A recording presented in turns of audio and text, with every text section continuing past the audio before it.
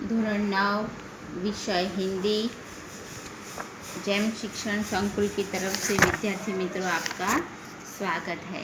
तो विद्यार्थियों आगे के लेक्चर में मेरी बीमारी श्यामा ने ली, वो उसके लेखक थे हरिवंश राय बच्चन। तो विद्यार्थी मित्रों, मैंने ये पाठ आपको पूरा समझा दिया था। उसके बाद में आता है उसका स्वाध्याय। तो आज हमको स्वाध्याय करना है होमवर्क में। तो विद्यार्थी मित्रों, और शब्दार्थ थे, तो शब्दार्थ भी आपको मैंने बोला था कि आप शब्दार्थ घर पे पूरे शब्दार्थ लिख देना और तैयार भी कर देना। उसके बाद में आता है स्वाध्याय। तो स्वाध्याय के जो प्रश्न है उसके उत्तर मैं आप आज को बता देती हूँ। आपको घर से होमवर्क में अपनी हिंदी की नोटबुक में शब्दार्थ नहीं लिखे होगे तो लिख देना है शब्दार्थ, और स्वाध्याय के प्रश्नों के उत्तर भी लिखने हैं।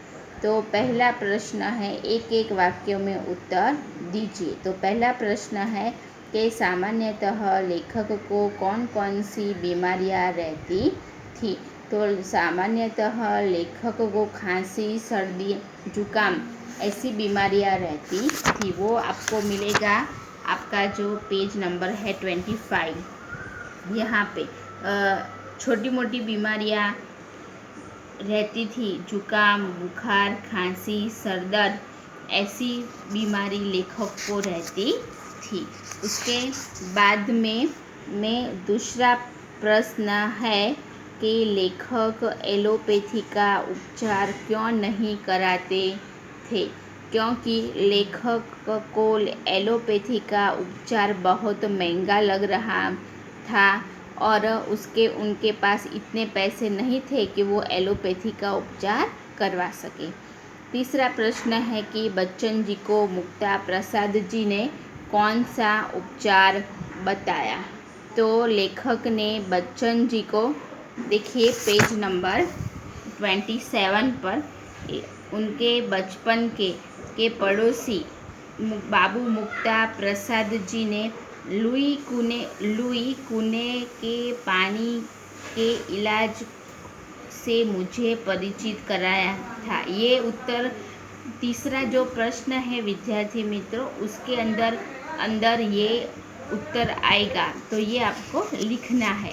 हम विद्यार्थी मित्रों आपको इसलिए बोलते हैं कि पाठ पढ़ो, एक या दो बार पढ़ो, समझो, वीडियो सुनो, तो ही आपको समझ में आएंगे कि कौन से पेज पर, कौन से पैराग्राफ में कौन से प्रश्न के उत्तर आते हैं। इसलिए आपका ये जो पाठ है मेरी बीमारी श्यामा ने ली, वो पढ़ना और समझना जरूरी है। उसके बाद में है सविस्तर उत्तर दीजिए। ये आपको प्रश्न नंबर 1, प्रश्न नंबर 2 आपको घर से लिख देना है। उसके बाद में आता है नीचे दिए गए वाक्यों का भावार्थ समझाइए, वो आपको नहीं लिखना है। उसके बाद में आते हैं आपको शब्द समूह के लिए एक शब्द। तो पहला शब्द समूह है जहाँ शरण लिया जा सके। तो शरण लिया जा सके उसको क्या बोलते हैं, शरण स्थल। और दूसरा है 100 बरस जीने का आशीर्वाद, तो शतायु कहते हैं इसको।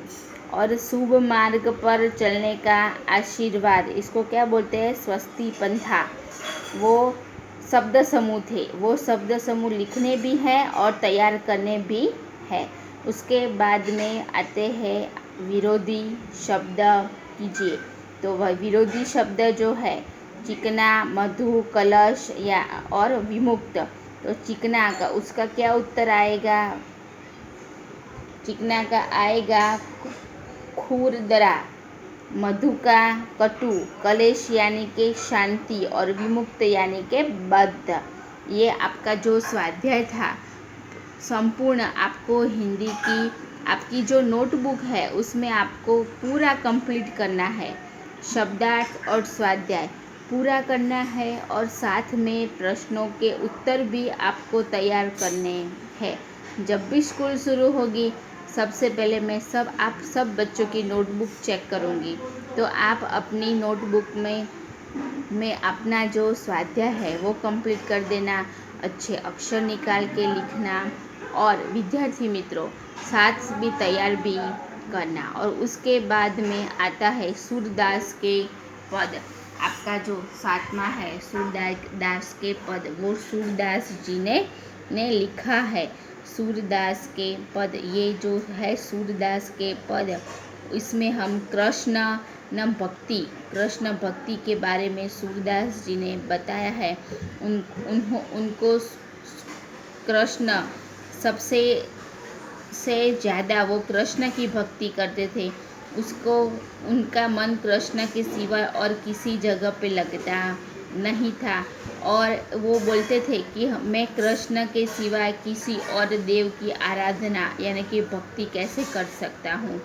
उसके आराध्य देव के गुणगान सुनने किया है। और ये सारे जो जो सूरदास के जो पद है वो सारे में कृष्ण की भक्ति और सारा कृष्ण के बारे में बताया है। कृष्ण के संबंधित उसकी लीला, उनका चरित्र, उसका रंग रूप, ये सब हमको सूरदास के पद के अंदर हमको बताया है। तो विद्यार्थी मित्रों, आगे का जब लेक्चर आएगा तब हम पढ़ेंगे सूरदास के पद।